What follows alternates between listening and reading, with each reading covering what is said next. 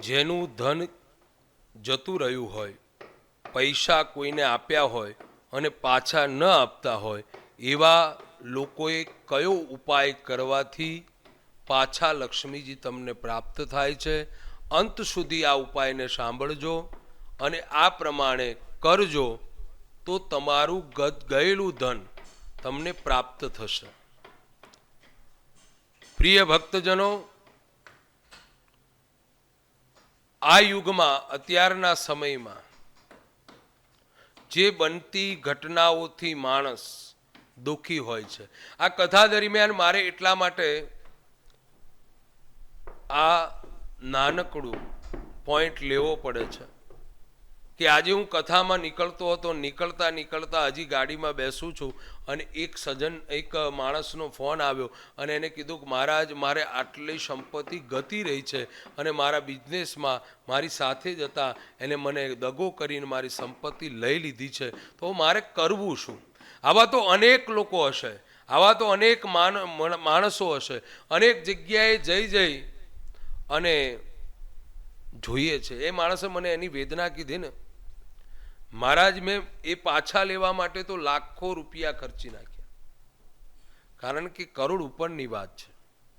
હવે એ રૂપિયો ભેગો કરતા કેટલી એને વાર લાગી હશે.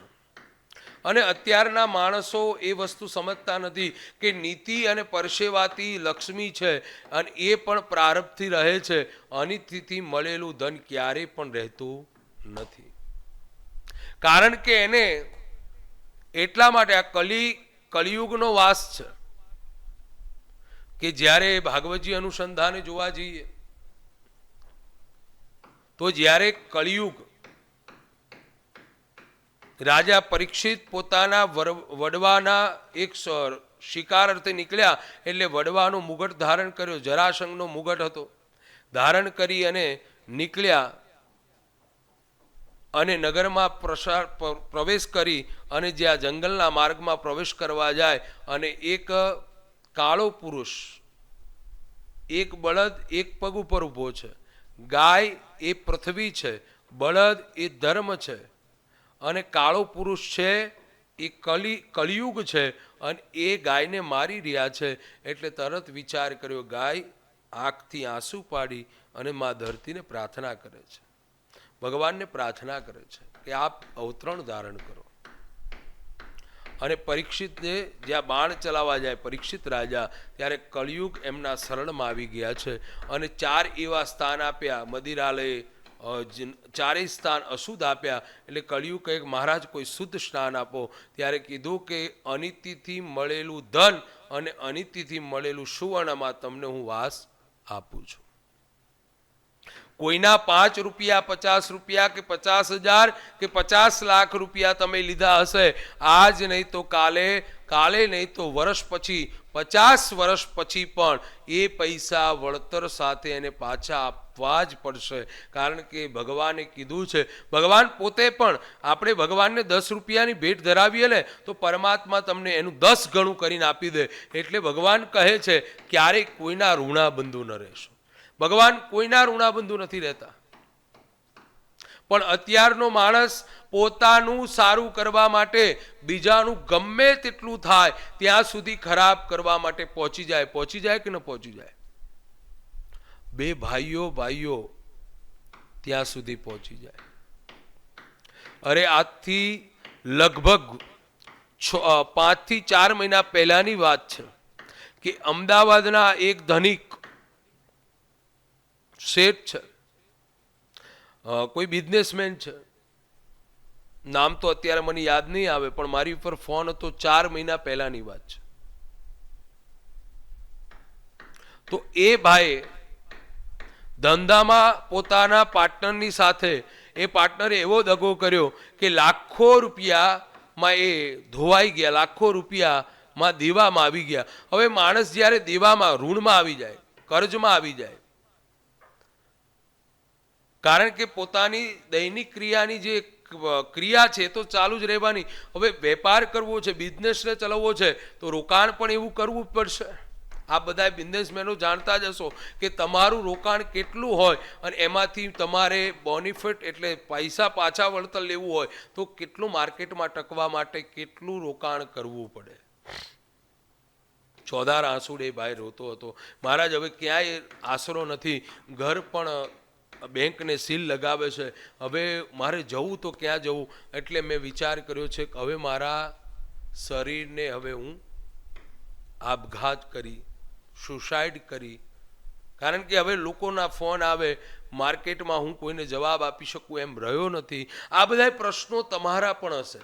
અને એને એવો નિર્ણય કરતા પહેલા ફોન કર્યો કે હું આપઘાત કરું, ત્યારે મેં એને સમજાવ્યું, ભાઈ એક વાત યાદ રાખજો કે આપઘાત કરવાથી આ પ્રશ્નનો હલ નથી. તમે તમારી ઉપર આવતા દુઃખ આવી જાય એટલે તમે એ સુસાઇડ કરી દેશો તો સુસાઇડ કરવાથી દુઃખ પૂરું નથી થતું, એની માટે તમારે પ્રયાસ કરવો પડે. તો કે મહારાજ હું શું કરું? બસ મેં કીધું હવે એક જ, કારણ કે જગતમાં બધા જ હાથ છોડે ત્યારે ભગવાનની પાસે જઈને માણસ રોતો હોય છે. એટલે જ કહું છું કે તમે પહેલેથી જ ભગવાન ના બનો. તમે તમારો બિઝનેસ ચલાવતા હોય ને, હું તો બધા જ બિઝનેસમેનને એક જ વસ્તુ કહું છું, એક જ વસ્તુ જણાવું છું, અને મારા અનુવાયમાં જેટલા પણ છે એને ભગવાન ઠાકોરજીની પરમ કૃપા છે, એનું કારણ એક જ છે કે તમારો 10મો ભાગ તમે જે કમાતા હોય, બિઝનેસ નહીં તમે નોકરી કરતા હોય, એમાં પણ રોજે રોજના તમારો પગાર છે એનો 10મો ભાગ, આખા દિવસનો જે પગાર છે એનો 10મો ભાગ એક નાનકડો ડબ્બો બનાવી દો, એમાં રોજે રોજ 10મો ભાગ ભગવાનનો, આ મારા પાર્ટનર ભગવાન છે એમનો ભાગ છે, એમ કરી અને એમાં મૂકતા રહો. ક્યારેય બિઝનેસમાં ખોટ નહીં આવે. બધાના વિચારો સારા હશે, કારણ કે તમારું પાર્ટનર કોણ થાય છે? બે પાર્ટનર, ત્રીજા પાર્ટનર ભગવાન થાય છે. અને જ્યારે સ્વયં ભગવાન તમારા પાર્ટનર હોય એટલે એમાં બંનેની બુદ્ધિ સારી થાય કે ન થાય? તો ભગવાનને પાર્ટનર બનાવો, ભગવાનને બિઝનેસમાં પાર્ટનર બનાવો. તમારો બિઝનેસ વધશે અને એ જે રૂપિયો છે એ રૂપિયો કોઈ યોગ્ય જગ્યાએ ગૌશાળા હોય, ગૌશાળા જ્યાં ગાયોનું સાચી રીતે ગાયોને રાખવામાં આવતી હોય, અને એ ગાયને મહિને, 2 મહિને, 3 મહિને કે વર્ષે જે પણ પૈસા ભેગા ફંડ થાય એ 10મો ભાગ કોઈ ગૌશાળામાં આપો. એ મોટો ફંડ ભેગું થઈને તમે ગૌશાળામાં આપો એટલે એક ગાયનું તમારો જે પ્રમાણે નોકરી છે એ પ્રમાણે જોઈએ કે તમારો 10મો ભાગ જે પ્રમાણે થયો તો તમે ગાયની સેવા 1, 2, 5, 10, 15 ગાયની ઘાસની સેવા થાય, ગાયની દવાની સેવા થાય, ગાયને જ્યારે વાછડો કે વાછડીનો જન્મ થાય એ પ્રસૂતાની સેવા થાય. તો આ સેવા છે ને એટલે તમારું પુણ્ય ધીરે ધીરે વધવા લાગશે અને પાપ તમારું જલ્દીથી કપાવા લાગશે. અંતે તમારું જે ધંધો છે ને, તમારો જે બિઝનેસ છે, તમારી જે નોકરી છે એમાં પ્રગતિ થશે અને ઘરમાં શાંતિ મળશે 100%. એમાં ક્યાંય પણ તમારે જવાની જરૂર નથી. તો તમારી ઉપર કર્જ થઈ ગયું છે, લેણું થઈ ગયું છે, તમને ક્યાંયથી ફળ નથી મળતું, એવા માણસોએ ખાસ તો એક વાત એ છે કે બને ત્યાં સુધી જો આપ આ વિડીયો, આ કથા જોયા બાદ આ જે નીચે આવેલા નંબર ઉપર તમારી જન્મ કુંડલી મોકલજો, તો એના અનુસંધાને હું આપને કોઈ ઉપાય બતાવીશ તો જલ્દીથી એનું નિરાકરણ તમને મળશે. પણ એક ઉપાય એ પણ છે કે દામોદર સ્તોત્રનો પાઠ રોજે રોજ કરવામાં આવશે. રોજે રોજ ભગવાન શિવજીને પીળા અક્ષત કરી અને અર્પણ કરવામાં આવશે. અને રોજ એક વડવાનળ સ્તોત્રનો પાઠ કરવામાં આવશે તો ગયેલી સંપત્તિ જલ્દીથી તમને પ્રાપ્ત થશે.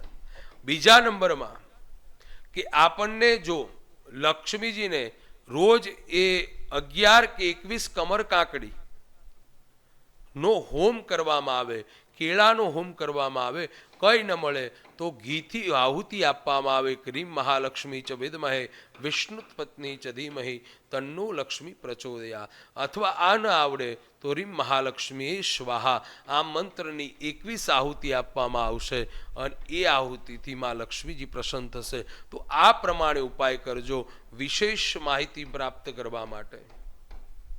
આપ કોઈ જગ્યાએ ગ્રહોને અનુસંધાનથી તકલીફ હશે તો આપ મને મેસેજ કરી અને કુંડલી વોટ્સઅપ કરી અને યોગ્ય માર્ગદર્શન પ્રાપ્ત કરી શકો છો. નીચે લાવેલા નંબર ઉપર કોન્ટેક્ટ કરજો.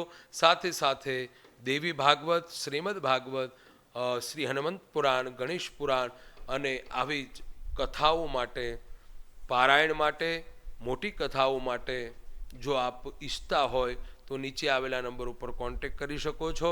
રૂબરૂ મળવા માટે આણંદ જિલ્લો, તારાપુર તાલુકો, મોરજ ગામ, ઉમિયાજીના મંદિરે રવિવારના દિવસે હું આપને મળું. પણ કદાચ હું કથાથી બહાર રવિવારે હોય તો શનિવારના દિવસે મેસેજ અથવા ફોનથી કોન્ટેક્ટ કરી અને રૂબરૂ આવી અને તમે એનું નિરાકરણ પ્રાપ્ત કરી શકો છો.